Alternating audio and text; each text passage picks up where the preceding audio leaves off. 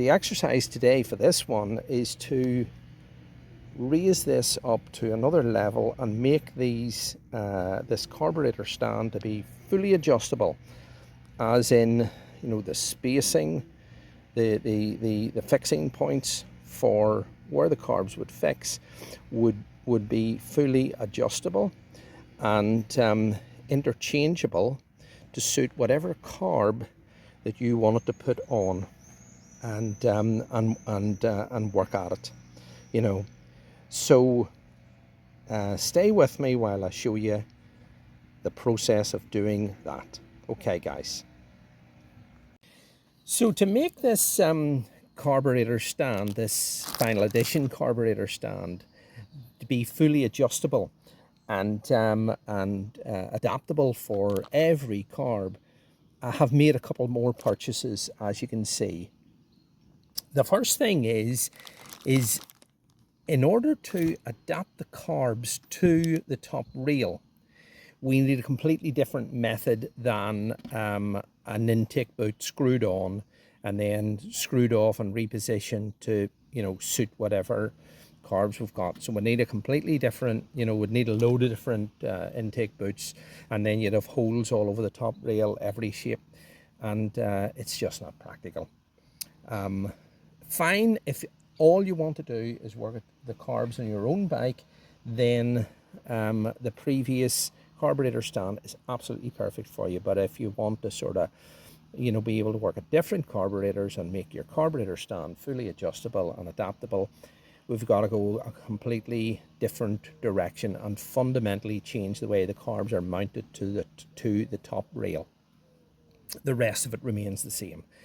And the first thing that we need is some means of attaching the carbs to the top rail, and we use these here. Now these are, some people call them expandable rubber bungs, other people call them freeze plugs, etc. But basically it's a plug, rubber plug, that when you tighten this nut here, it expands and goes into the inside of the carburetor, and that expands and holds it. And you can get them in different sizes. These ones here will be perfect for the CVK 36 ZRX carbs. Buy different sizes for different sized carbs, whatever your application is. And these ones here, 1 3/8 inches, and I think they go from, is it 30? Oh, I just can't remember the exact size. I'll put it up there on the screen when I remember. But basically, this will mount to the top rail, and then as it's tightened, it'll expand and hold the carburetor against it. Now, the only thing is, you can't have it fixed to the top rail in one position. It has to be adjustable. The 4 of them, they have to be adjustable. And to do that, we need to make a new top rail out of hardwood. Softwood isn't suitable for that, because we're going to have to route a slot, 2 slots actually, in the new top rail to be able to position these wherever we want them positioned. Secondly, this little threaded part of it here isn't long enough to pass through the top rail, so I will have to make an extender, machine an extender in brass. Thirdly, I don't want to be just using a spanner or a socket to fix it on. I want to be able to, you know, adjust it and expand it via a knob. And I've bought this little set of knobs off Amazon, and I'll probably use 2. I mean, you get 10 of those for, oh, I think it was about £8, and anyway, I'm gonna have plenty. So for my 4 across the back, I'm going to replace the end ones, the original end ones that I used, with 2 of these to just keep them all the same. And I will make an adapter that fits in there and then fits in there and passes through the top rail. And when I adjust this, it will mushroom this and secure my carbs. Okay, guys. So I think they were about £8. I think a set of these here for 4 is about £15. I'll stick a picture up. And the other thing is that I bought this because this here is the degree dial, degree protractor, 360-degree protractor that I bought for the first carburetor stand, which I wanted to show how cheaply it could be made, and it's 100 mm in diameter.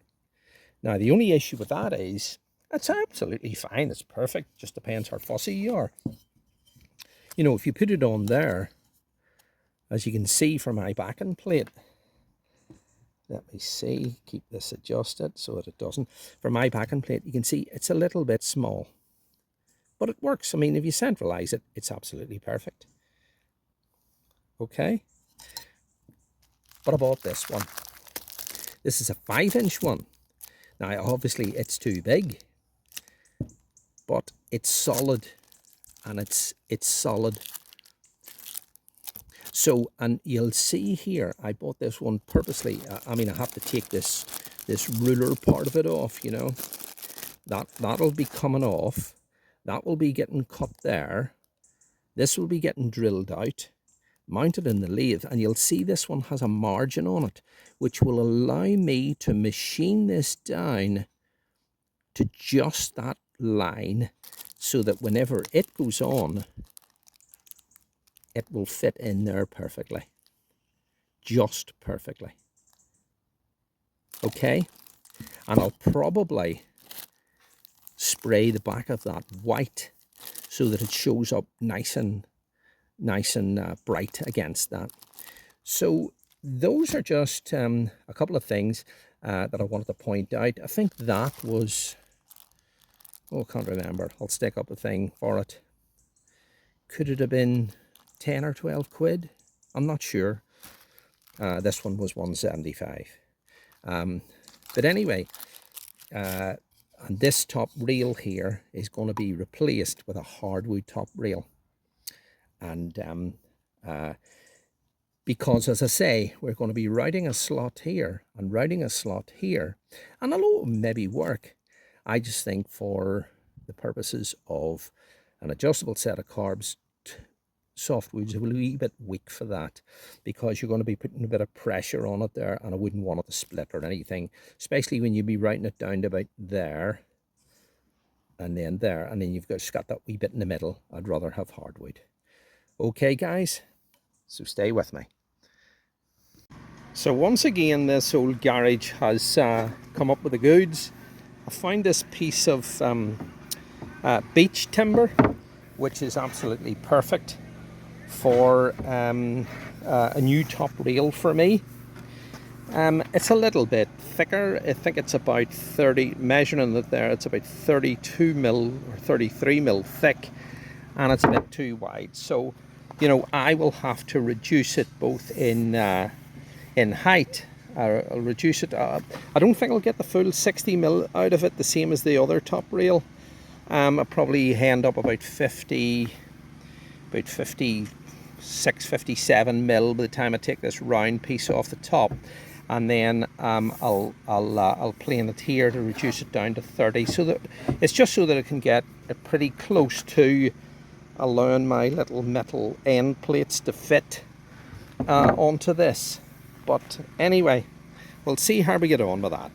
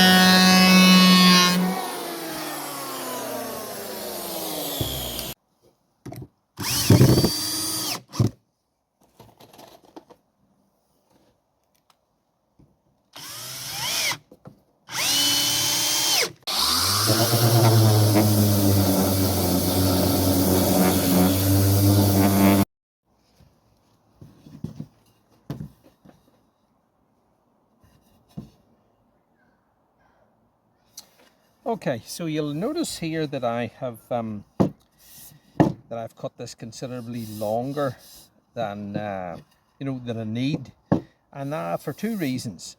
One is it makes it easier for me to handle whenever I have two slots to route here, a slot here and a slot here, and I'll be using or I'll be making a jig and using a router with a guide bush to route these slots. So this gives me a bigger piece of timber to work with in order to do that, rather than to trying to do that with a smaller piece. And then what I can do is I can trim it down to size. The second reason is that always whenever I'm a joiner, I've been a joiner for a long time, like 40 years. What you find is you will always get a tiny little bit of imperfection just at either end there whenever you're doing this by hand tools. Different like in a workshop. But when you're doing it by hand tools, you'll always get a little bit of imperfection at the end. So that then allows me then to trim it back to where I need it to be, and then it'll be perfect. So you know what I mean. So that's the reasons for that. So look, as this progresses, you'll see it taking shape.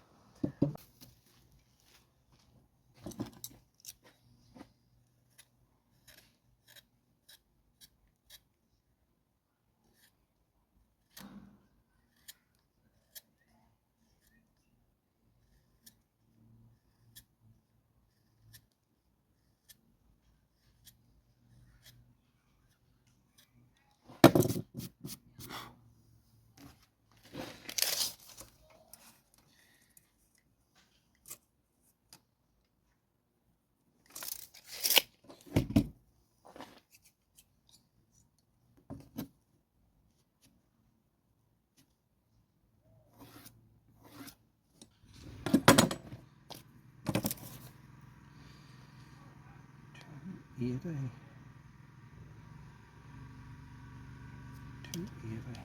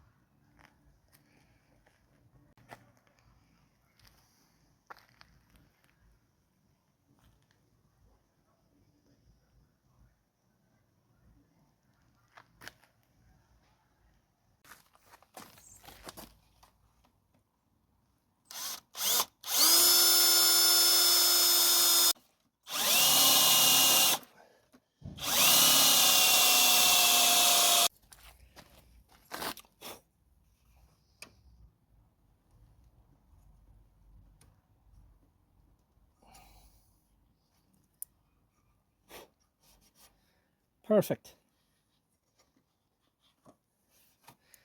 Bore that hole there a little bit deeper with a 9mm bit.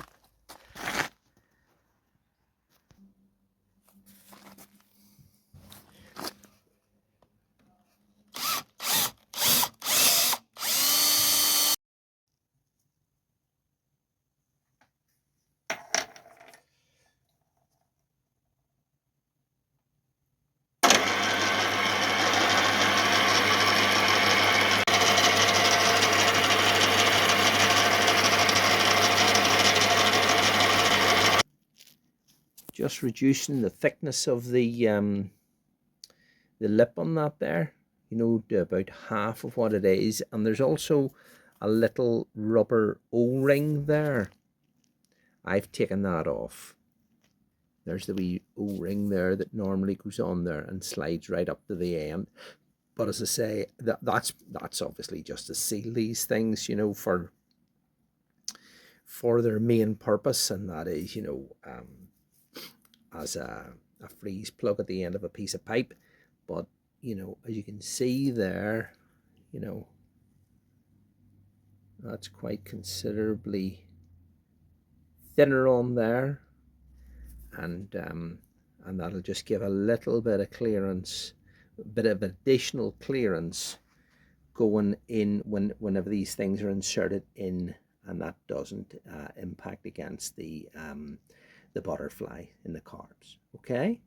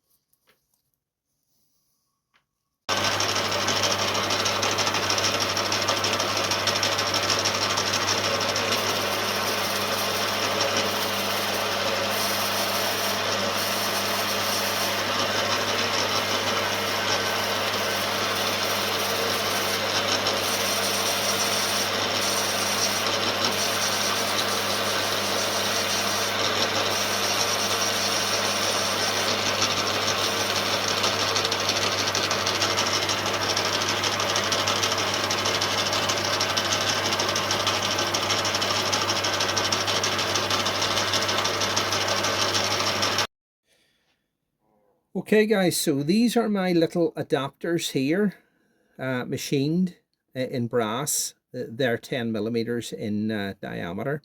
And this thread here is a metric thread. It's an M8 by 1.25, and that is to suit these knobs here. You know, that just screws in there like that. And I've also machined brass backing washers for them as well, you know, which will just go on there like that. Okay, but now this recess here that I've machined is to suit these screws that are off the freeze plugs, and you'll see here I've machined the end of them, you know, a lot thinner and flatter, much more flatter profile, so that when the carbs are they're inserted into the carbs, this part here doesn't interfere with the butterflies. But anyway, this thread is not metric. It's a 5/16 by 18 tip per inch. So it's an imperial thread. So I have these here. All right, so we're just going to thread this here. This is brass, so it should be fairly easy to do. I'll start with the taper top first, then move on to the second top, and then the plug top last. The hole that you normally would bore for this type of thread here would be a 6.6 drill bit, but I don't have that, so I used a 6.5, which will be absolutely perfect for this. So we're just going in here to get this started, and as soon as we get it started, then we'll transfer it, or should transfer it over to the I might be able to just do it all here by hand.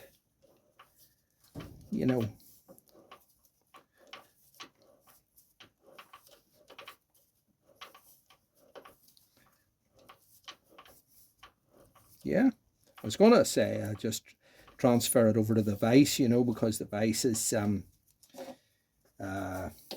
it's easier to sort of do there, but this might be not too bad to do. Okay. Then we'll just swap that top over to the second top, then the plug top to get it right to the bottom. Okay. Incidentally, I just want to show you the difference here. We've got a set of 3 tops, and that's usually what you get. Whenever you buy a set of these tops, you get a taper top here, which is you can see that it's there's quite a shallow lead in to where it starts the thread. Then you get a second top here, and it's not as prominent a taper. You can see that. And then you get a plug top, which pretty much lets you get to the bottom. There's a slight taper on it, but still, it lets you get further down into the recess. So there's what the taper top one looks like. You see the way it's only threaded. Can you see that? Hopefully you can. You can see that it's only threaded maybe about halfway down into the recess. That's one there with the second top. You can see that it's quite a bit further down, compared to this one. See that? And there's one there, that the plug top, which pretty much gets you to pretty close to the bottom anyway. I mean, I could get a bit closer to the bottom if it was if I ground the tip off that there a wee bit. It would get me maybe another thread or so. But that's pretty much it. I mean, I have to do these other ones obviously.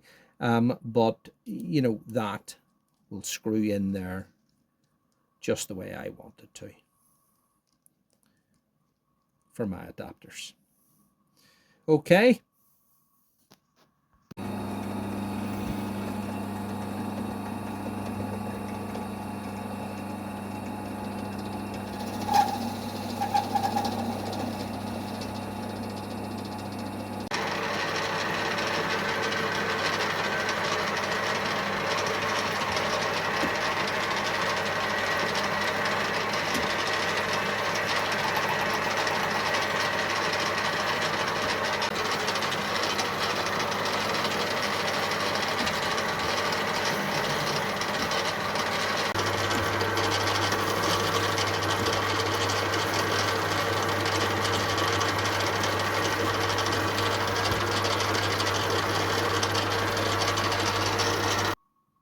So I have machined this here down to so that it's a perfect fit. As a matter of fact, I've also machined the edge of it a slight taper. I don't know if you can even pick that up, so that it fits down in there and conforms to the curve of that. So what I'm going to do is now I'm going to mask up the front of this here. I'm going to spray the back of it with white primer for a nice kind of a contrast to the front of it then. Okay. So that's it masked up on the face and taped to this piece of wood here. I'm just going to spray it, just double check that I'm doing the back of it all right, and we'll give it a go. Okay.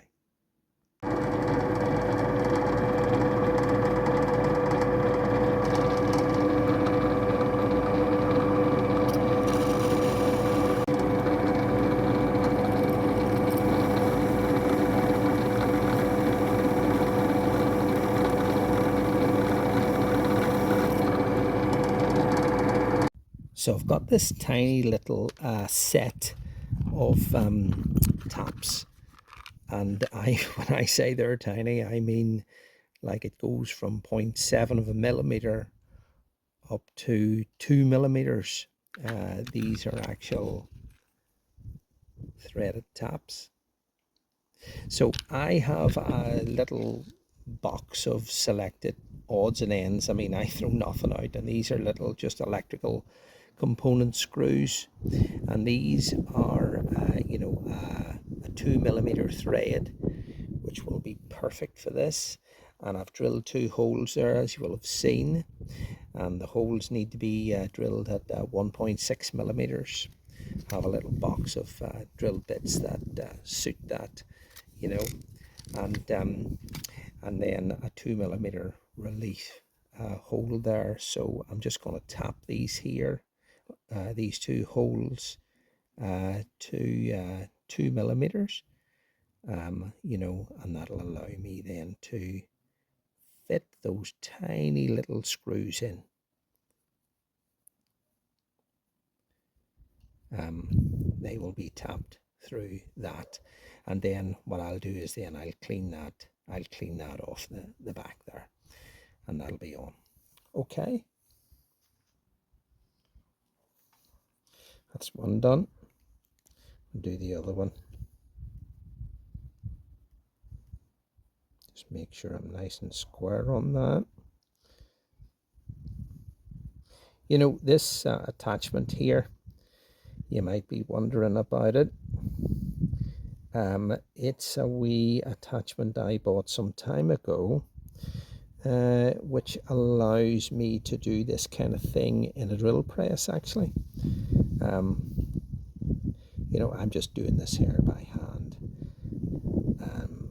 It's perfect for drilling, tiny little sort of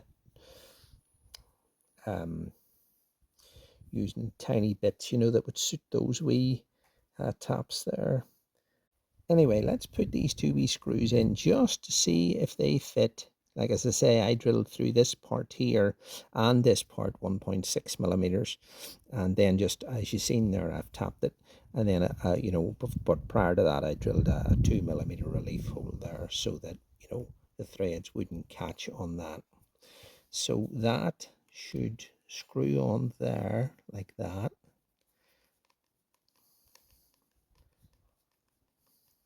I might even have tiny little washers, but I don't think I need them.